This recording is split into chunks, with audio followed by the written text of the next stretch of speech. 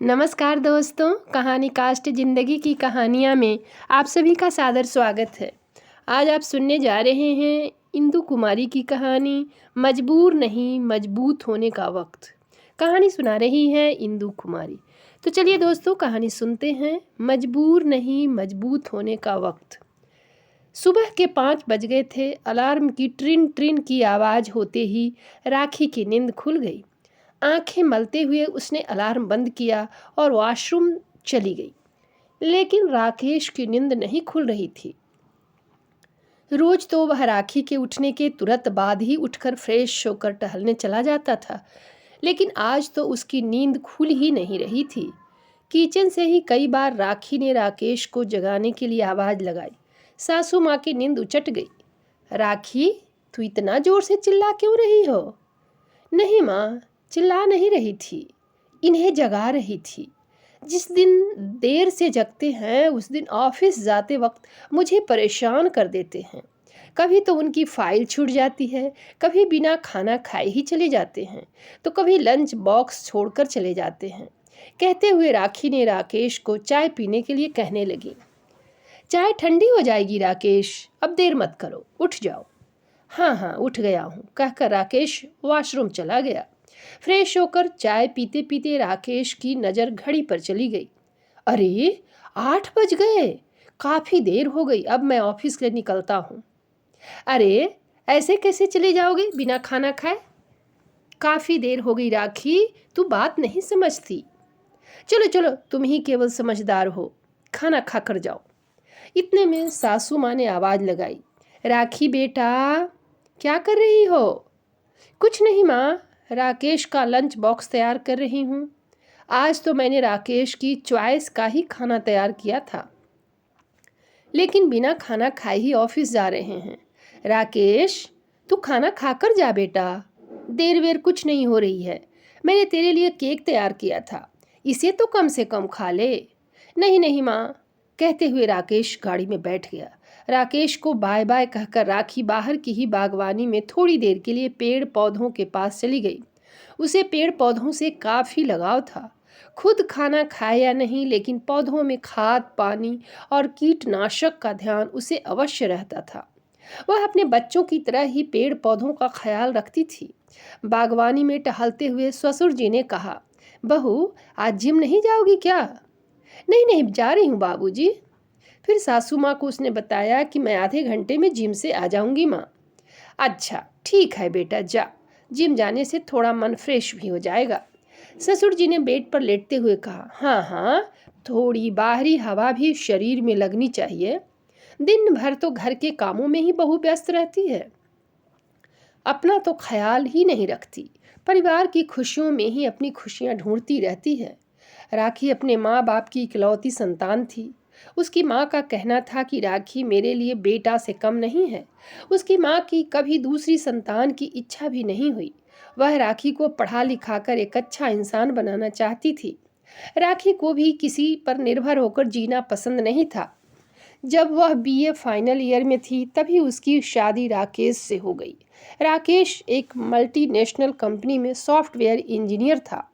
परिवार के सदस्यों में राकेश के माँ बाप के अलावा एक और बड़ी बहन थी, जिसकी शादी राकेश की शादी से 5 साल पहले हो गई थी। अभी वह अपने पति के साथ गुजरात में रह रही थी।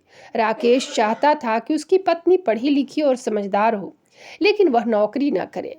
इधर शादी के बाद राखी अपनी पढ़ाई पूरी करके घर के कामों में ही अपने आप को एडजस्ट कर चुकी थी। जैसे ही राकेश ऑफिस से घर आता, राखी बड़े ही प्यार से उसे चाय पिलाती, मीठी मीठी बातें करती। राकेश भी राखी के साथ खुश था। आज करवा चौथ था। राखी दिन भर उपवास रहकर रात में पति की राह देख रही थी। 9 बज गए थे, लेकिन अभी तक राकेश घर नहीं आया था। माँ भी काफ़ी चिंतित थी। राखी बार बार दरवाजे की तरफ जाकर इधर उधर झांकती, लेकिन राकेश को नहीं देखकर वह उदास हो जाती। राकेश का फ़ोन स्विच ऑफ बता रहा था, इसलिए वह बेचैन हो रही थी। रात के सन्नाटे पसर रहे थे। रह रह कर कुत्ते की भौंकने की आवाज़ आ रही थी। राखी को ऐसा लग रहा था कि राकेश आ रहा है, इसलिए कुत्ते लगातार भौंक रहे हैं। उसने जाकर दरवाज़ा खोला तो सचमुच राकेश की गाड़ी दिखाई पड़ने लगी। जैसे ही राकेश गाड़ी गैराज में लगाकर दरवाजे पर आ रहा था कि पीछे से एक गाड़ी और आई।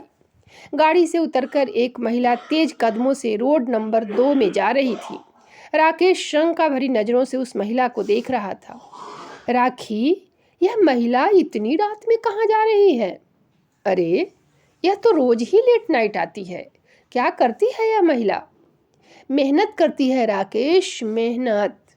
भाई, महिला है, इतनी रात में अपने आप को असुरक्षित महसूस नहीं करती? राकेश ने राखी की ओर प्रश्न भरी निगाह से देखकर बोला। असुरक्षित क्यों महसूस करेगी? क्या समाज में केवल पुरुषों को ही जीने का हक है? महिलाएं अपनी जीविका के लिए मेहनत नहीं कर सकती? हाँ हाँ, क्यों नहीं कर सकती राखी। तो मैं भी गाड़ी चलाना सीख लूँ राकेश। तुम क्या गाड़ी चलाओगी राखी? तुझे तो यह भी पता नहीं कि गाड़ी चलाते वक्त किस लाइट का क्या मतलब होता है। पहले तू ठीक से खाना बनाना सीख ले, फिर गाड़ी चलाना सीख लेना। यह बात राखी को चुभ गई।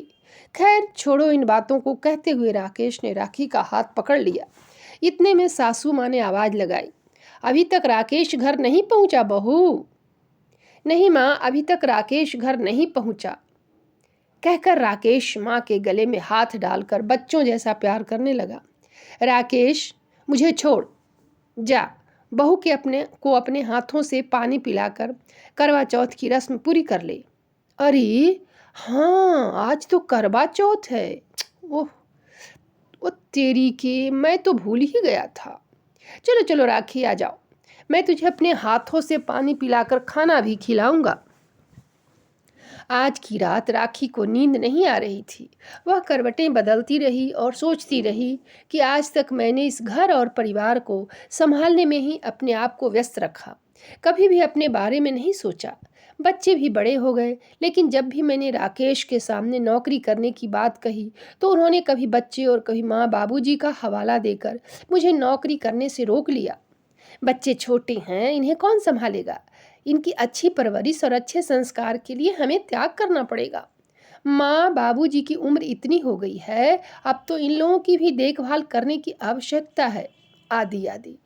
मेरी माँ की प्रबल इच्छा थी कि मैं नौकरी करूँ, लेकिन मैं भी माँ से झूठ बोलकर कहती रही कि मैं नौकरी की तैयारी में लगी हूँ, लेकिन मेरा सिलेक्शन नहीं हो पा रहा है। तब माँ केवल उफ कहकर शांत हो जाती थी। सोचते सोचते राखी को सुबह के 4 बजे आंख लग गई। अलार्म बज रहा था, लेकिन राखी की आंखें नहीं खुल रही थी।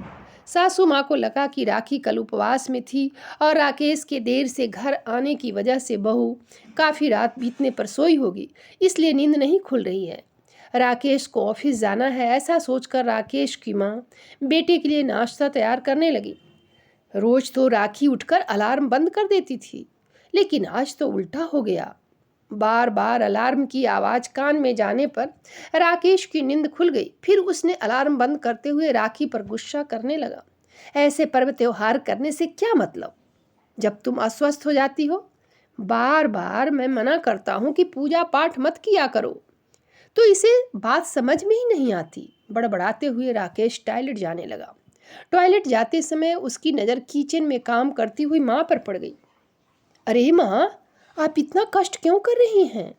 राखी को जगा देती। नहीं बेटा, बहू भी तो इंसान ही है ना, आज उसे आराम करने दे। रोज रोज तो वह हम लोगों की सेवा करती ही है। लेकिन राकेश को गुस्सा आ गया। उसने राखी को झकझोरते हुए जगाकर कहा, तुम्हें शर्म नहीं आती कि बूढ़ी माँ किचन में खाना बना रही है और तुम मजे में सो रही हो? अचानक में ऐसे उठने से राखी को चक्कर सा आ गया। फिर वह अपने आप को संभालते हुए उठकर बैठ गई, लेकिन राकेश का ऐसा व्यवहार देखकर उसकी त्योरियां चढ़ गई। राकेश, तू मुझे बोलने के लिए मजबूर मत करो। मैंने तेरे घर परिवार को संभाल कर अपने माँ बापू के सपनों की हत्या कर दी। अपनी सारी इच्छाओं को ताक पर रखकर जिंदगी जीने की कोशिश की, लेकिन तूने मुझे समझने की कोशिश नहीं की। ऐसा नहीं था कि मैं नौकरी करने की योग्यता नहीं रखती, लेकिन इसका मतलब यह तो नहीं कि मैं कुछ समझती ही नहीं। मेरी काबिलियत केवल परिवार की सेवा करने तक तूने सीमित कर दिया और मैंने सबकी खुशी के लिए मान लिया। मैं भी चाहती तो मेहनत करके सफलता के उच्चतम सोपान पर पहुंच जाती। तो क्यों नहीं पहुंच गई? राकेश ने कड़कते हुए कहा। राकेश, समझने की कोशिश करो, यही तो मैं कह रही हूं। अब वक्त ऐसा नहीं है कि महिलाएं मजबूर हैं, अब तो वे मजबूर नहीं मजबूत हो रही हैं। समय को पहचानो राकेश, समय को पहचानो। तो दोस्तों, कहानी समाप्त हुई। धन्यवाद।